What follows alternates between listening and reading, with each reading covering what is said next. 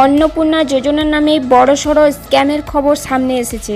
পশ্চিমবঙ্গ মেদিনীপুরের গৃহবধূ রিঙ্কু মণ্ডলের সঙ্গে অন্নপূর্ণা যোজনার ভেরিফিকেশন নাম করে স্ক্যাম হয়েছে। শুক্রবার বিকেলে এক ব্যক্তি নিজেকে বিডিও অফিসের কর্মী পরিচয় দিয়ে ফোন করে বলেন, অন্নপূর্ণা যোজনার দ্বিতীয় কিস্তির টাকা পেতে ভেরিফিকেশন করতে হবে। এরপর ব্যাংক অ্যাকাউন্ট ঠিক আছে কিনা পরীক্ষা করার অজুহাতে মাত্র 1 থেকে 3 টাকা একটি ইউপিআই নাম্বারে পাঠাতে বলে। কিন্তু টাকা পাঠানোর পরে ঘটে এক ঘটনা। তার মোবাইল, হোয়াটসঅ্যাপ এবং ইউপিআই পরিষেবার সমস্যা দেখা দেয় এবং ব্যাংক অ্যাকাউন্টের টাকা গায়েব হয়ে যায়।